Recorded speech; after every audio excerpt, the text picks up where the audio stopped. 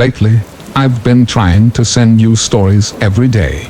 But I feel like a large number of people who have signed up almost never come back to listen to the stories. I don't know where that is. Make you unhappy? I hope to receive comments and suggestions from you. And if you find the video good, please give me a like to give me more motivation. For those who have not yet subscribed, don't forget to click the subscribe button and press notification bell to wait for the next story. Now let's get into the story. Story 1. This happened 2 summers ago, while I was house sitting out in California for an older couple I had met at a conference for work. It had seemed like a dream scenario.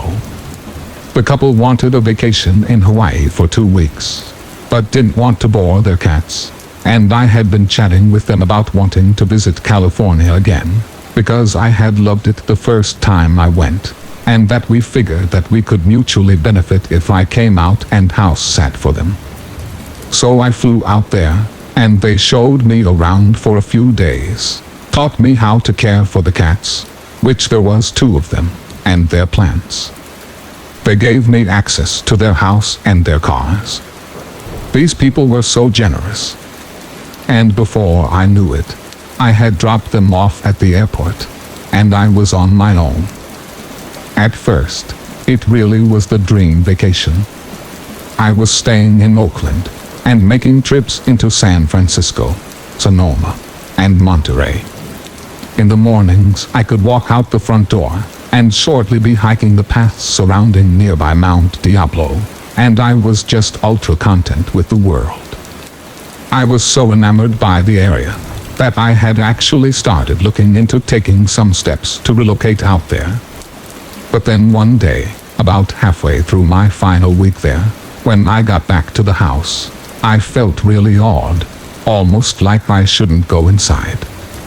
I shook it off and went inside anyway, because it was getting late and I needed to put out dinner for the cats.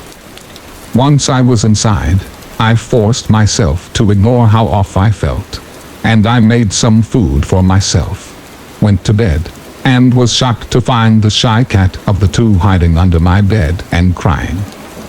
This was the first time I had even seen her close up. The entire time I had been there, up to that point, she never left the host's bedroom, unless she didn't realize I was around. Again, I ignored feeling weird and just assumed that she had decided I was okay, and went to bed. I did start locking my bedroom door that night though. I also remember that about halfway through that night, I thought I heard someone walking around in the gravel outside of my window, but after listening for a bit, I didn't hear anything else and went back to sleep. The day after, in the morning, I still felt a little odd, but kept up with my plans for the day. I drove to a little music festival in Sonoma and went clothes shopping, and had an overall great day. When I got back to the house though, I found the front door locked in a way I hadn't left it. Basically, my hosts never locked the deadbolt, only the lower second lock, and that's the only lock that my key worked on, so I never messed with the deadbolt. But it was definitely locked. So, I had to call my hosts and find the high key, which, to their credit safety-wise, was buried like a whole foot underneath a bush, outside, and had definitely not been unearthed for a long time, so I used that, went inside, and kept the key with me just in case it happened again. And it did, but with a different door. This time I had stepped out into the garage to get a drink, and when I turned around to go back into the house, the door was shut and locked. I could use my normal key on that door, but I was still pretty bewildered. My own cats are whack, so I think my mind was trying to come up with a way the cats could be locking me out of the house, but I was coming up empty. I decided I must have been misunderstanding how the locks worked, and just wrote it off and started checking and triple-checking locks when I left the house or went into the garage. That night, when I went to bed, the really awful feeling of unease was still there, But again, I just locked my bedroom door and went to sleep. The next morning, I felt awful, nausea, body ache. I had no desire to leave the house, so I decided to stay in and watch Netflix for a day.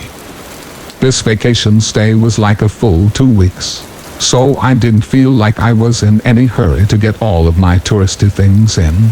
But as the day went on, I started to feel that feeling of wrongness again, and it morphed into feeling incredibly watched.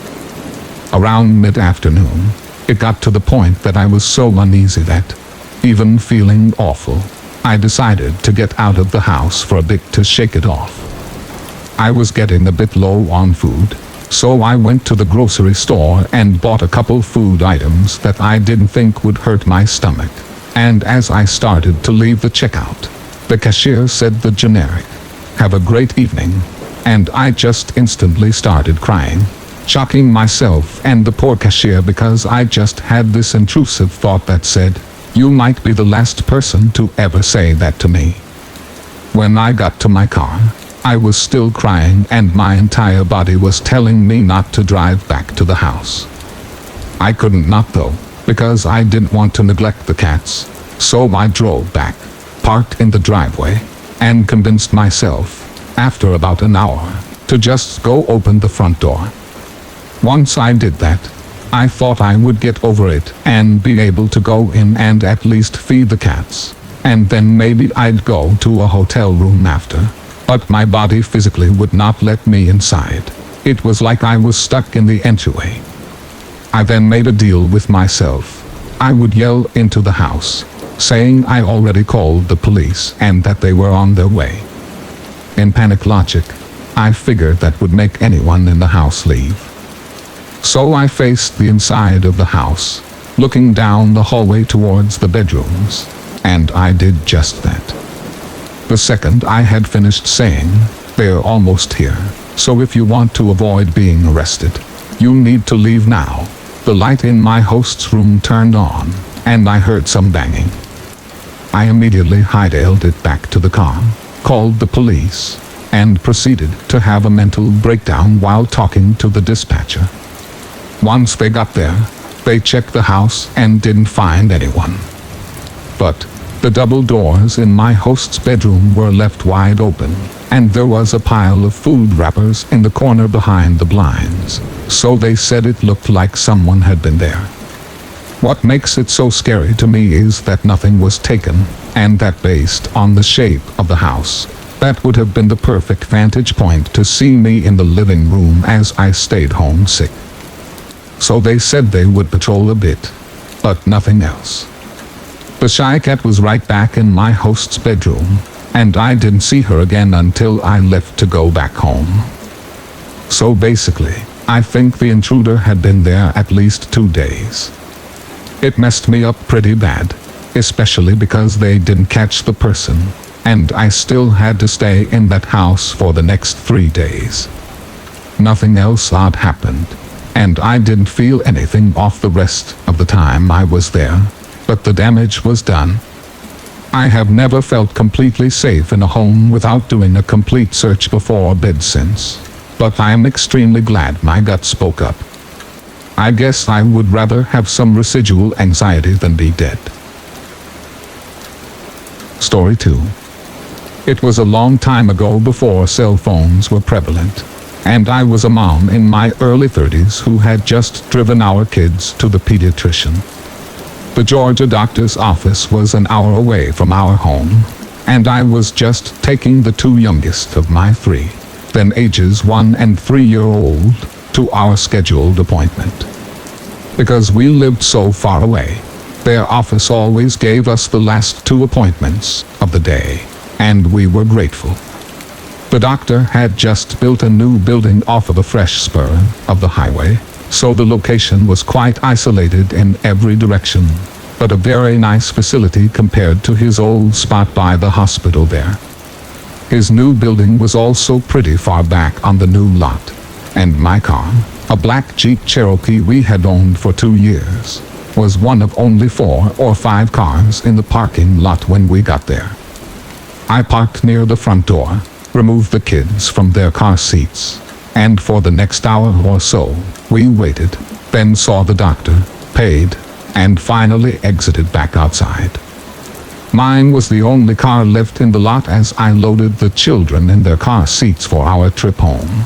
But as the receptionist locked the front glass doors, my car somehow wouldn't start when I turned the key. There was just an odd clicking noise. Gathering the children once again, I knocked on the door until someone allowed us back in and asked to borrow their phone to call a nearby mechanic for service. I found one in the phone book, and the man said that he would come, but that it might take a while, so I told him my location, left to go back out to the car, rolled down all the windows, and loaded the children back into their seats once more as we waited. Soon we watched as all the lights were turned out in the building again, and everyone left, their cars departing one by one from behind the building somewhere, leaving us now completely alone in the parking lot. As it was still light, I spent a lot of time trying to tend to the children, digging through our car for snacks in a bottle, making sure that they weren't getting too hot, etc. Although the mechanic said that it was probably going to be quite a while, I was pleasantly surprised when a truck pulled into the empty parking lot pretty soon, and a man got out of his pickup, smiled, and nodded to me. He said he was going to raise the hood. He was middle-aged and a bit scruffy, but quite frankly, many gas station mechanics sometimes look that way, especially at the end of the day, and I was grateful when he began doing something under the hood almost immediately. I sat down again in the driver's seat with the door open, waiting for him to tell me to try the engine, but he seemed to be taking a long time checking the connections, and I longed for him to just grab jumper cables, yet he never did. Without getting out of the car, I asked him what he thought was wrong, and he said, "Oh, it's just loose wire, not the battery," and continued whatever he was doing. I couldn't see his face at all from where I was sitting, but his hands were slightly visible through that long horizontal slit between the windshield and the raised hood as we waited. More than once, he said it was merely a loose wire, and if I would just come out there real quick he would show me which one it was, so it would never happen again. I remember kind of smiling and shaking my head, saying that sadly there was no reason to show me anything, as I didn't know anything about cars. I just thanked him, and continued to stay in the driver's seat, again just waiting for the inevitable signal to try and start the ignition that was most surely coming any moment. At one point, I remember thinking that he was definitely flirting as he spoke, but I was trying above all to be polite and kind, as he was indeed helping us. We were hot and tired and miserable, and truthfully, I was distracted with the kids. Oddly enough, he was starting to sound a little frustrated with me because I wouldn't get out and look at the engine. I remember thinking that I certainly didn't want to make him mad, where he left us there all alone, and the sun sinking so quickly, and then the strangest thing happened. Another truck suddenly pulled into the desolate parking lot, and as it did, this nice guy working underneath my hood suddenly slammed it shut, ran to his truck, started it, and then drove away very quickly, without even saying a word of goodbye. I was both confused and a little anxious when he did this, because I didn't know who was now arriving. I even remember feeling a little frightened that he had suddenly left me there alone, with two little ones, defenseless. Why wouldn't he at least stay and speak to whoever was parking next to me now? It certainly seemed the southerly gentleman thing to do. I looked around and was very aware, once again, that there were no visible cars on the road, no homes or businesses nearby, and the sun was continuing to set quickly.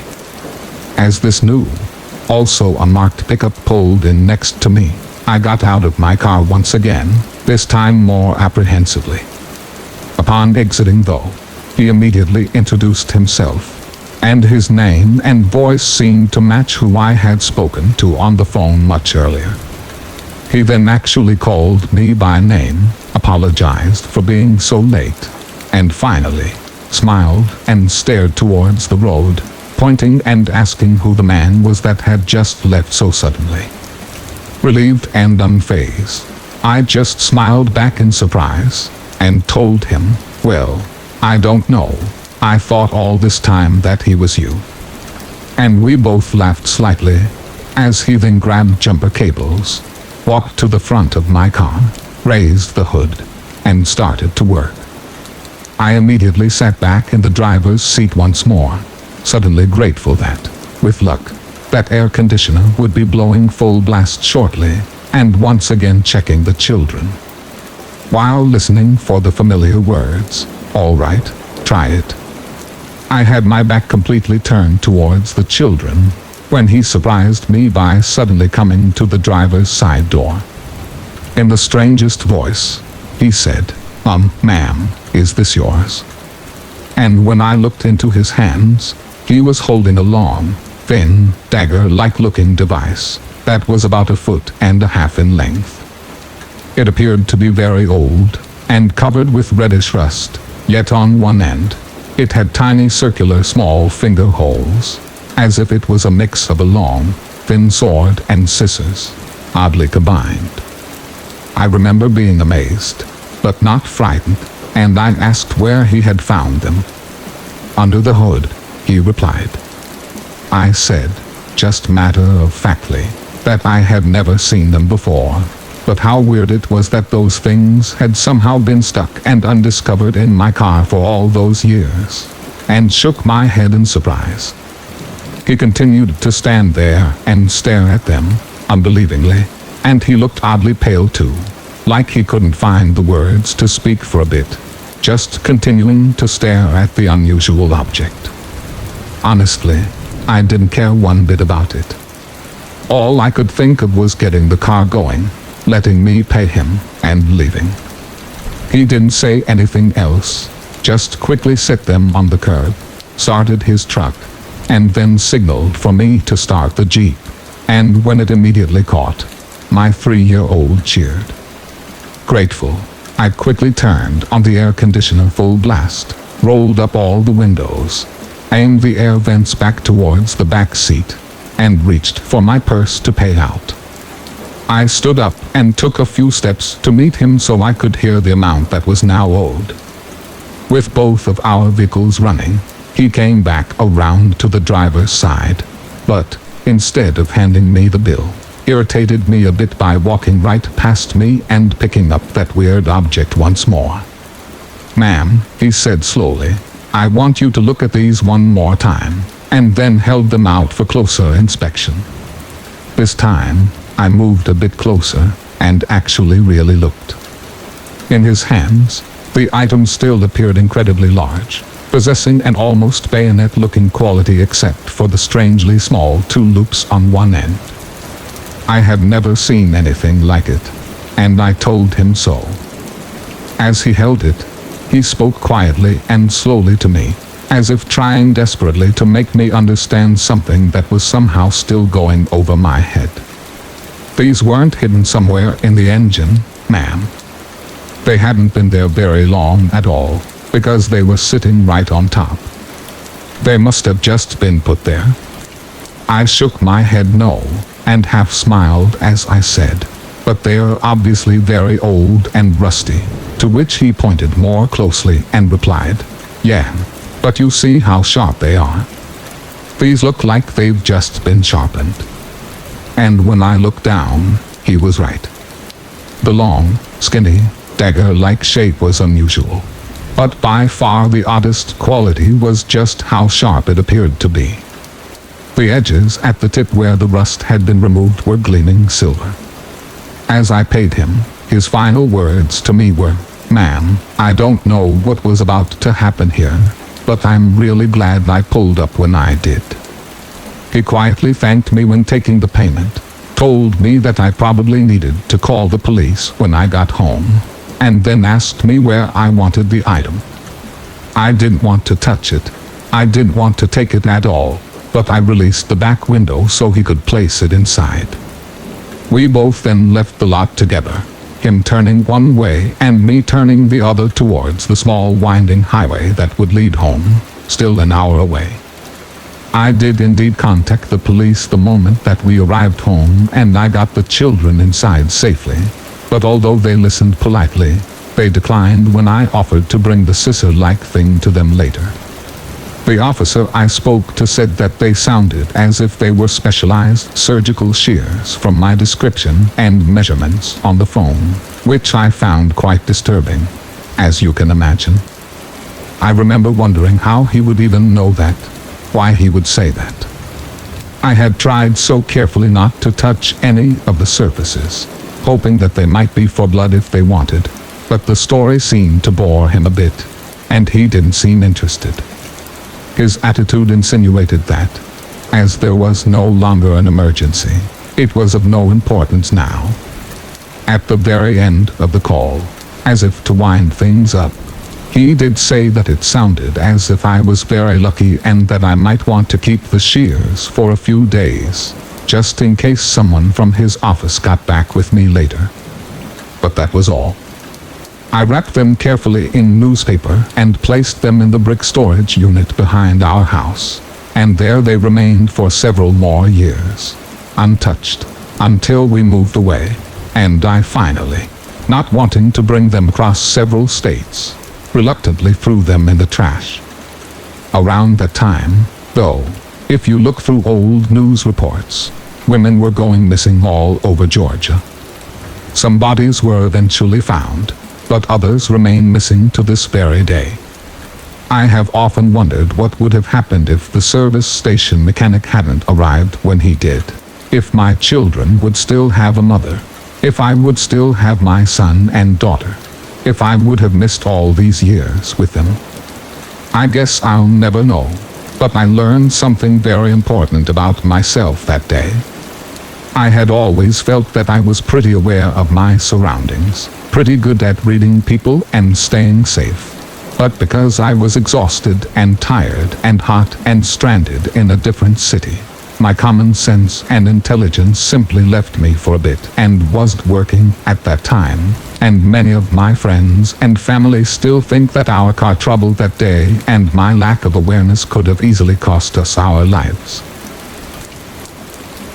Story 3. I grew up in a town with just under 900 people. When I was 14, my entire class was 42 students. It's a farming community in Oregon, basically in the middle of nowhere, surrounded other small farming towns. My best friend Sarah and I went to the varsity baseball games. We had nothing better to do. It was fun, and Sarah's older brother Aaron was a pitcher. Aaron's best friend Sam was 1 year out of high school and assistant coach to the baseball team. Sarah and Aaron's parents often left us at their house alone with alcohol and no rules. My parents didn't care what I was doing, and even though Sam still lived with his parents at 19, Sarah and I had never met them. I suppose they didn't care either. The four of us hung out at the house at the same time. Because we were only 14, Aaron and Sam kept a brotherly eye on us. None of their senior friends would touch us, even if we threw ourselves at them in a drunken haze. Basically, it was Aaron and Sam's fault that we didn't have boyfriends freshman year. It was one of the last games of the season. Aaron was pitching, and Sam was coaching. After losing the game, the team plus Sarah and I went to throw a party as usual. The parties always happened, win, lose, or rain. We drank and hung out, listened to music, and played drinking games. We were all completely average teenagers, with average small-town lives. After I had consumed far more vodka than orange juice, I spilled a drink on the kitchen floor. Sam helped me clean it up, and we stood around talking a little bit before he insisted I go lay down before I fell on my face. He helped me to Sarah's room, gave me a little hug, and put me on the bed. Before he drove home, he checked on me, gave me a little wave, and said goodnight. I passed out in a fuzzy bliss. No matter how many times I go over the next day in my head, it never seems right. It was surreal, something I have never understood. The next thing I remember was screaming. Sarah and I woke up to her mother freaking out. In the living room, both Sarah's parents, Aaron, and the Douglas County Sheriff stood. Everyone was way too upset for it to have been something that we did. I felt sick and terrified. I couldn't comprehend what was happening. The sheriff asked me when the last time I saw Sam was. I couldn't speak, couldn't figure out what any of them were saying anymore. I managed to say I was drunk. The sheriff asked Sarah, and she said the same. He simply wrote it down and turned away from us. Very strange. They had to find Sam. Sam was missing. Sam was running away. Finally, I started putting thoughts together. Sam was running from the police because he had killed his parents. He killed them when he got home from the party with an axe from the woodshed. He had attended the game and the party and then went home, picked up an axe and struck his father in the head while he was watching TV. His mother made it to the phone and dialed 911. Sam killed her with blows from the axe while she spoke to the 911 operator. Then he disappeared for 2 days. Honestly, from the moment I learned what had happened until Sam turned himself in, I was in a daze. I kept expecting it to be a dream or a sick joke. The whole 2 days I can't remember what I did. It didn't help that Sarah and I increased our alcohol and drug intake. He was such a normal guy. None of us saw what he was capable of. We were all just typical kids. This was 20 years ago. People still avoid talking about it. I never tell the story either. Story 4. I had one of those moments recently where a lot of things came together in my brain to make sense of an event that my child mind couldn't properly comprehend at the time. So my mom was born and raised in the UK, but she is of South Asian descent. And since I'm mixed, she tries really hard to make sure I'm in touch with my culture. This meant that as a child, we made a lot of frequent visits back home. It's like every summer I can remember was spent there, and then it suddenly just stopped after this incident. My mom's family back home live in an extremely rural part of the country. There is a lot of poverty surrounding our family home, so we rarely left our relatively nice part of the village. I was never allowed out to explore, and coming from the concrete jungle that is London, I was always so curious. I'm going to explain what happened on this one particular day the way I remember experiencing it, and then I'll explain what I failed to realize at the time. I was 8 years old. One of my uncles from a neighboring village would often visit with his children, and when they did, my mom would let me go with them to a small hut-like shop that sold sweets and snacks, like 15 minutes away from the family home. My cousins were 11 and 19, and both male, and it was broad daylight. To get to the shop, we walked through a small DIY road, and on both sides is what I would call the jungle. It was basically just lots of trees and bushes as far as you can see. You can't really see anything beyond the trees. It's just a lot of greenery. I am mixed with East Asian, so being an obvious foreigner in a rural part of back home meant that I was pretty used to strangers staring and asking me questions. I was also used to creepy men that would tell me I was beautiful because I have pale skin. My mom warned me about these men and made sure I knew to stay away from them. So, the road to the hut was paved with creepy people making creepy comments, and my cousins basically telling them to leave me alone. in less pleasant terms. There was also a group of young guys. Some of them had motorbikes, and some were just chilling. One of them waved at me. He seemed friendly enough, so I just waved back and went about my day. Once we got to the hut, we immediately started losing our self-control with the snacks. The owner was super friendly, and he let us try a bunch of the sweets that he had, and he also had coffee ice cream for the first time. I distinctly remember being really excited, because my mom and one of the ladies that worked as a cook both loved coffee ice cream, so I thought it would be a nice surprise for them. I asked for 3, and the nice guy gave me 4, and so my hands were full, and they were quickly melting, and he told me to run, go home quickly. I told my cousins I would get a running start, and once they finished, they could catch me up.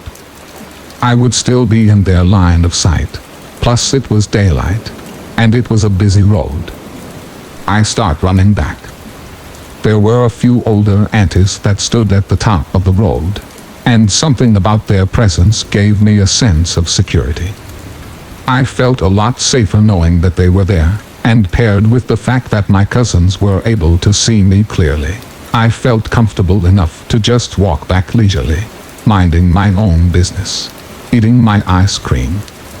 I passed the group of guys, and the one that waved at me came over to me. He asked if I was my auntie's niece, and he jokingly took one of my ice creams and said, "She got an ice cream for Mama."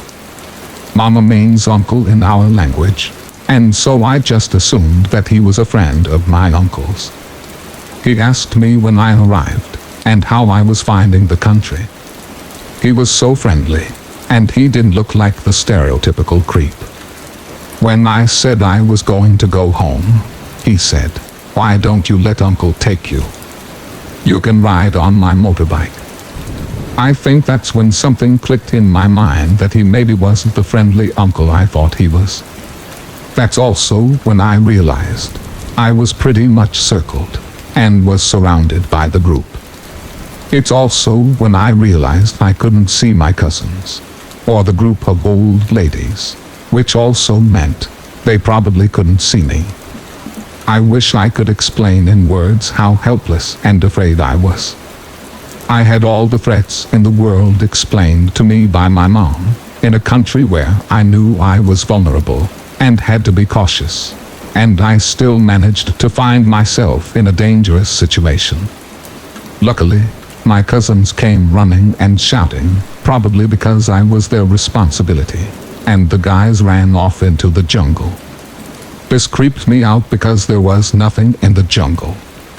It was just trees as far as I could see, and I knew that it would be nearly impossible to find them in all of those trees. We caused quite the scene, and the villagers seemed to react as if they were already on edge. When we told my family what happened, I was basically on house arrest, and my mom refused to let me out of her sight. I was pretty shook up about the whole situation, and honestly, I was kind of grateful for that.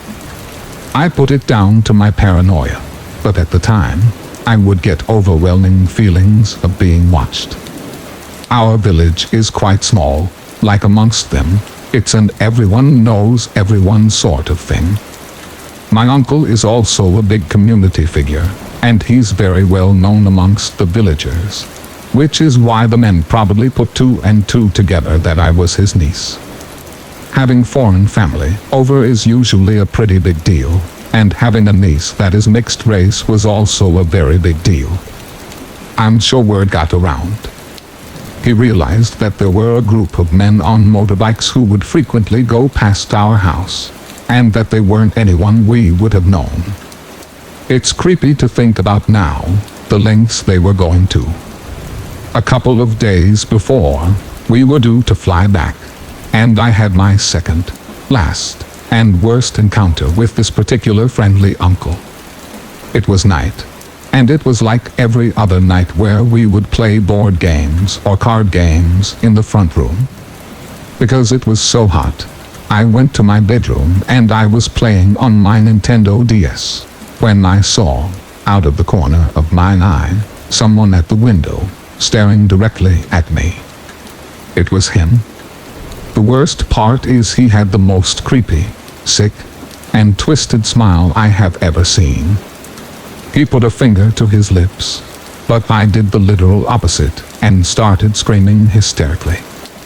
I had been on edge since the ice cream incident, so what might seem like an overreaction was just my natural response.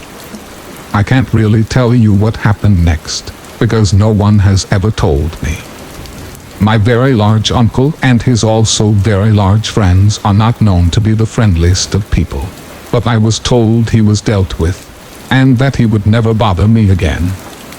We recently received a wedding film from one of my cousin's weddings, and part of the film was her leaving to get to the venue, and I noticed that the jungle was no longer there.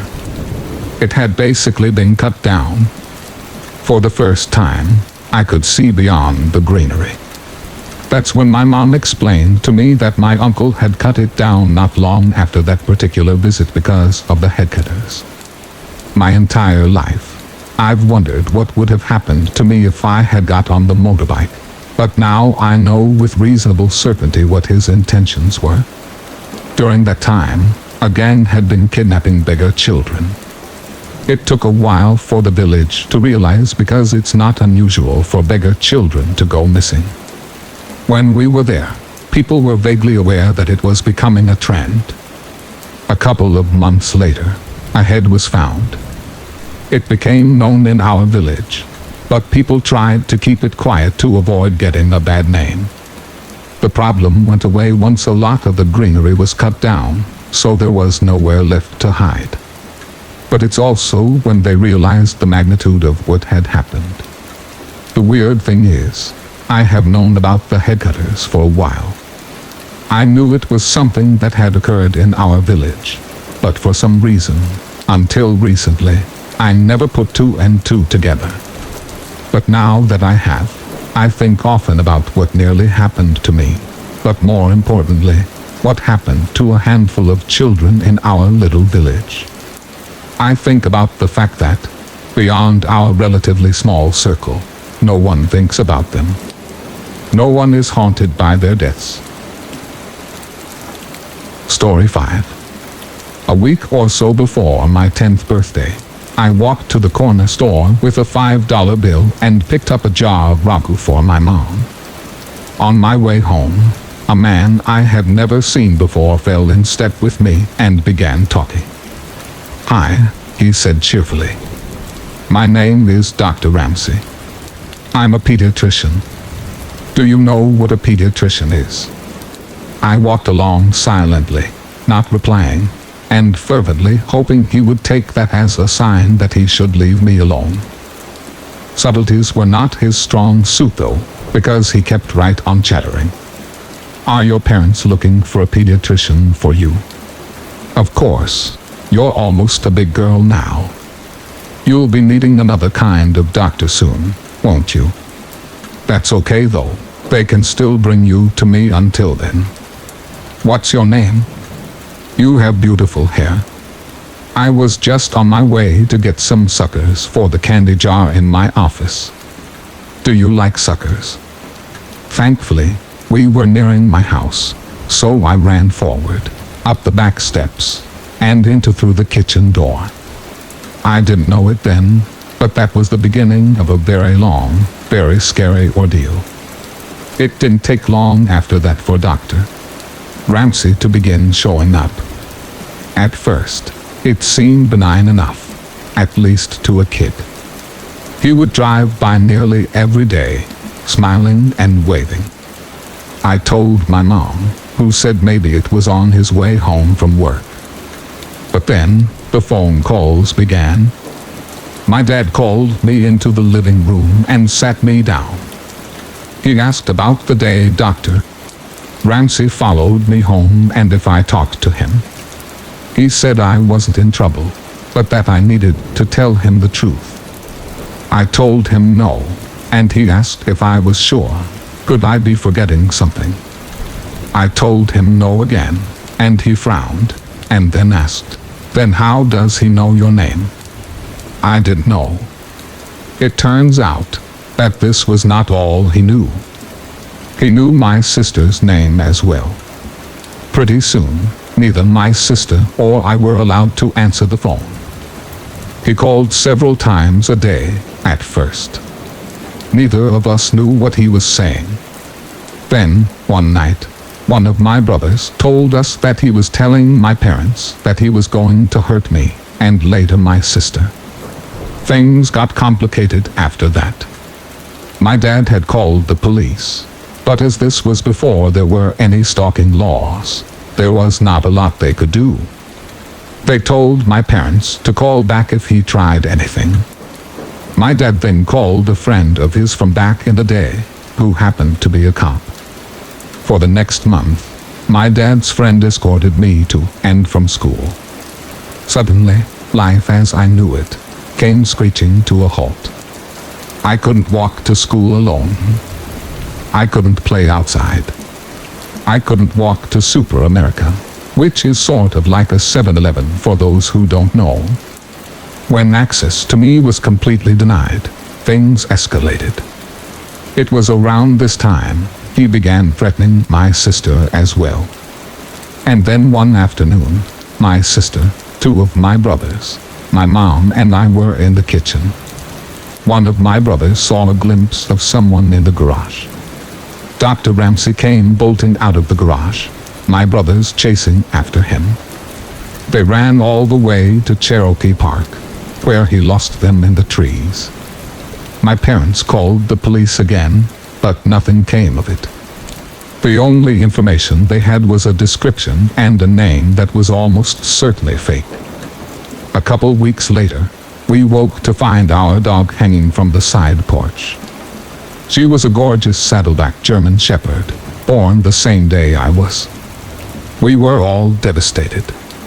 The cops said that there was no evidence it was him and ruled it accidental, but none of us believed that. His phone calls became more informative in the meantime.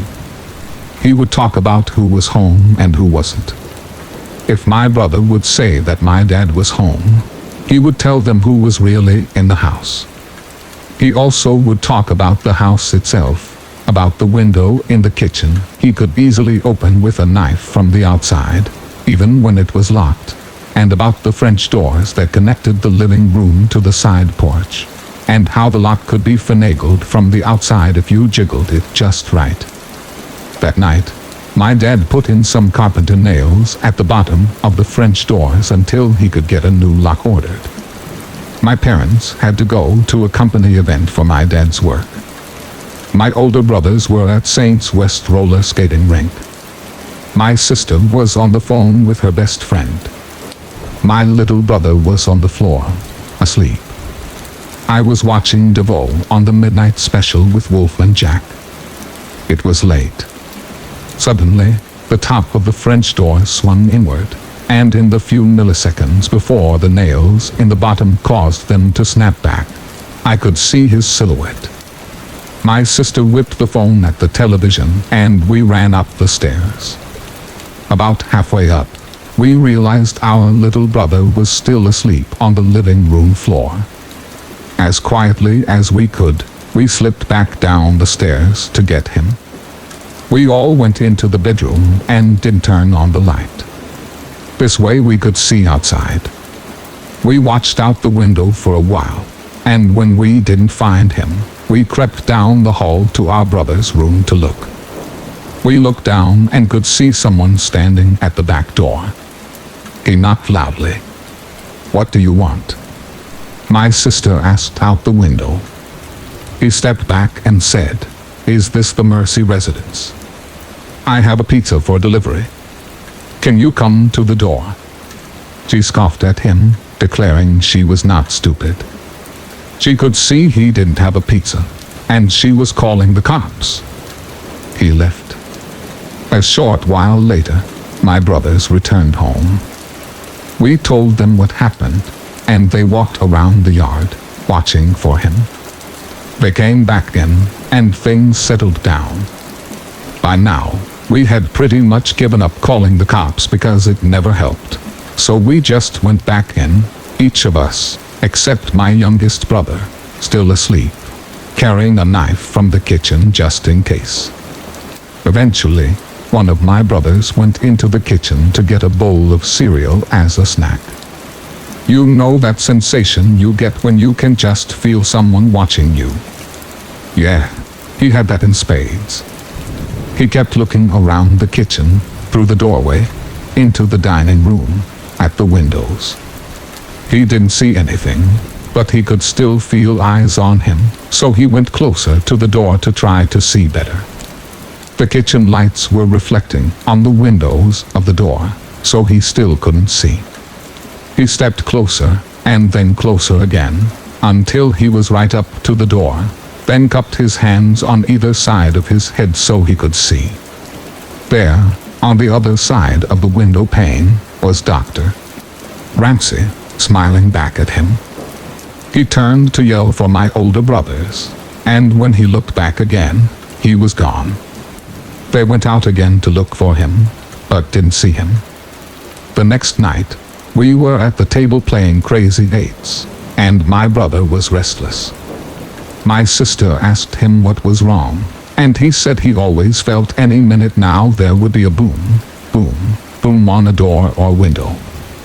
Almost immediately after he finished his sentence, boom, boom, boom, on the window right behind him. In the chaos, the two eldest ran out, but he was already gone. A couple of weeks later, I was at school, and we were outside on the playground during recess. I was swinging upside down when I saw that now familiar blue Ford Galaxy cruising by, moving slowly. There he was, smiling and waving. He called my name, and I ran to the teacher and told her. The school had been told all about him, and she took me inside right away and called my mom. That same day, my mom had gotten a call from the school office asking her to verify that my dad was picking me up, as he had called to say he was on his way. He wasn't. Not long after that, I woke up one night, thirsty. I went down to the kitchen for a drink, and there, sitting alone in the dark, was my dad. On the table, a gun. He was tired of the police waiting until Dr. Ramsey tried something. He was tired of his children being terrorized. He was tired of being afraid every time he left for work that something would happen to us while he was gone. I sat with him for a time, watching, before he sent me back to bed. These events, and many more, took place over a period of around 18 months. Then, as suddenly as it began, it was over. He had vanished from our lives. The phone calls, the drive-by with the creepy waves, everything. For a long time, during and after the Dr. Ramsey days, I would have a recurring nightmare in which I would wake up to find him standing over me as I slept. It took a long time before I felt like a kid again. I found out years later that when he was calling, Dr. Ramsey would tell my parents that he was going to rape and kill me, and later my sister, and that there was nothing they could do about it. I don't know what happened to him when he disappeared. I don't know if he was in a car wreck, locked in prison, in a coma. But sometimes I wonder if the wait ended for my dad when he was sitting in a darkened kitchen one night. I don't know, and I'm not sure I want to. Story 6. Okay, so this happened when I was around 9 years old. I'm 25 now, and it's something I will never forget. It gives me goosebumps to this day. I live in a terraced house, which is 4 houses combined, and my neighbors and I each have our own little patio. There's a small road 10 meters from my yard where people do their Sunday walks and so on. Only a small fence separates my small yard and patio from that road. I live in a pretty crowded area with several of these terraced houses spread around in my neighborhood, so seeing people walking on that road is pretty normal for me. Seeing random people standing on my patio is not. When I was 9, I usually got home from school about an hour before my mom got home from work. I live maybe 50 meters away from school, so my mom figured I was mature enough to be home alone for around an hour before she got home. This one day, I got home from school.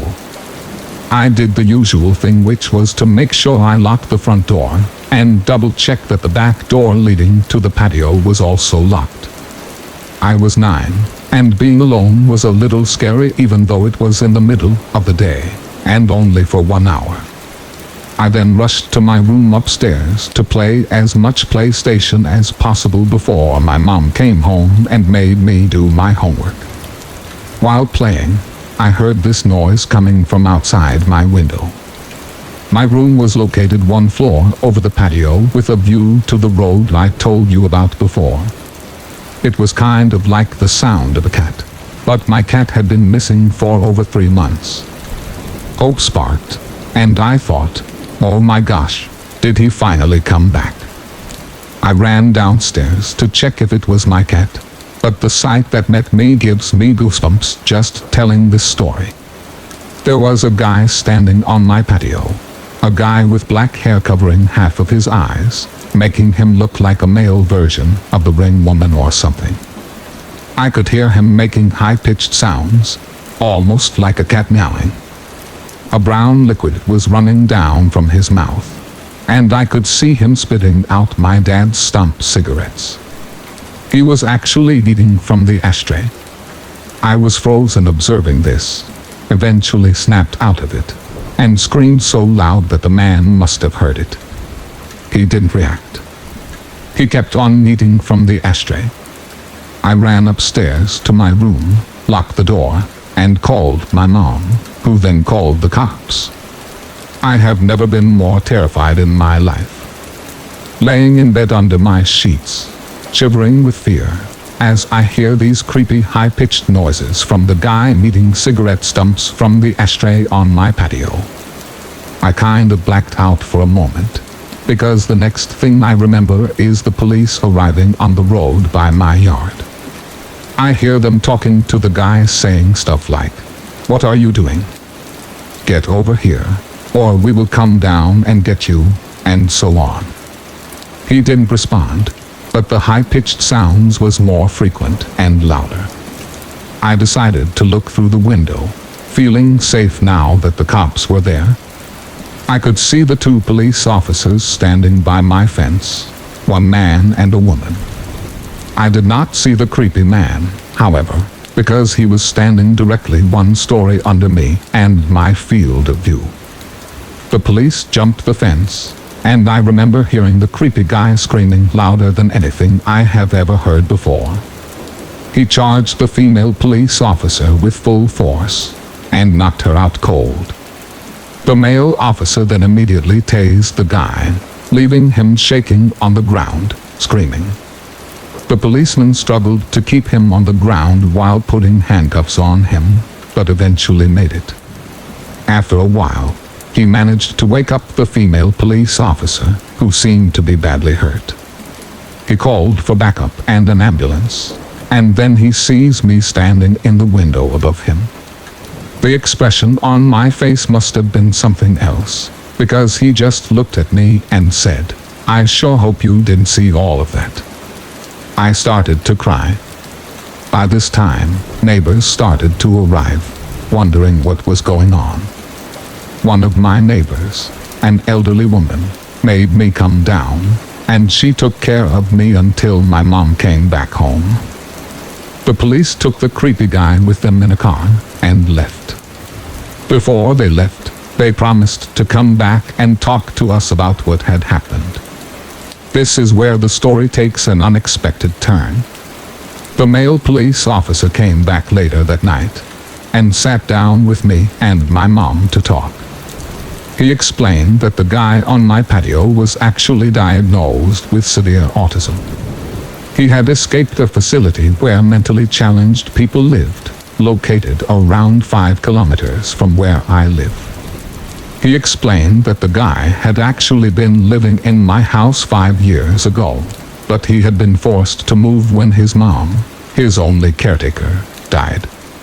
The poor guy probably thought he would find his mom in my house. He missed the routines, and he missed living there with his mom. The police had to move him from the house that time 5 years ago, because he was extremely strong. From what I heard, he had extreme tensions in the body because of the autism, making his muscles grow stronger and stronger throughout the years. This was the reason he reacted the way he did when the police came this day. Still frightened, I told the police officer that he needed to make sure that this would never happen again. He promised it wouldn't. After a few sleepless nights, my life got back to normal.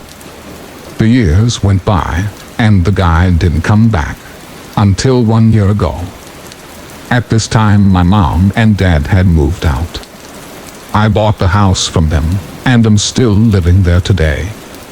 I was enjoying my morning coffee on the patio when I see this random guy stopping on the road by my fence. He just stands there, looking at me.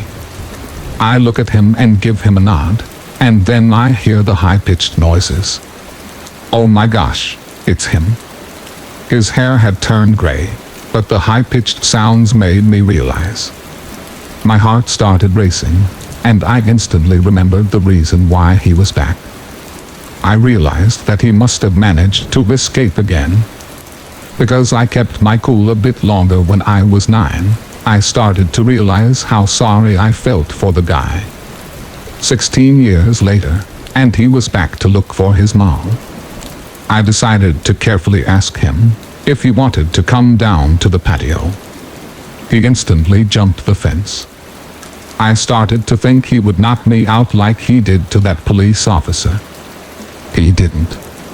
He smiled. I offered him to sit down. He didn't respond.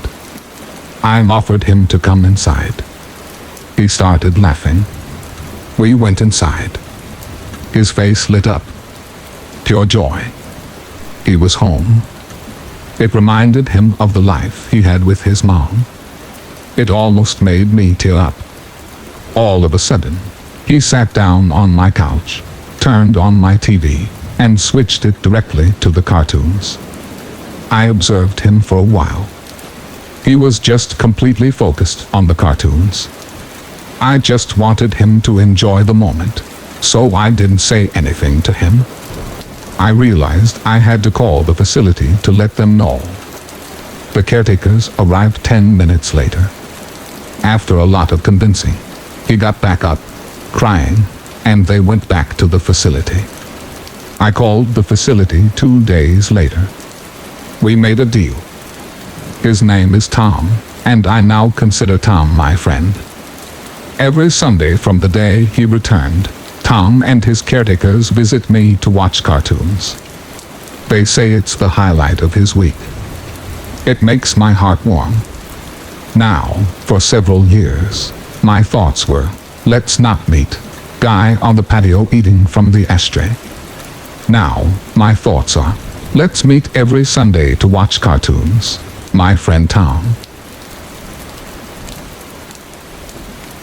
Thank you for listening, and I wish you good health.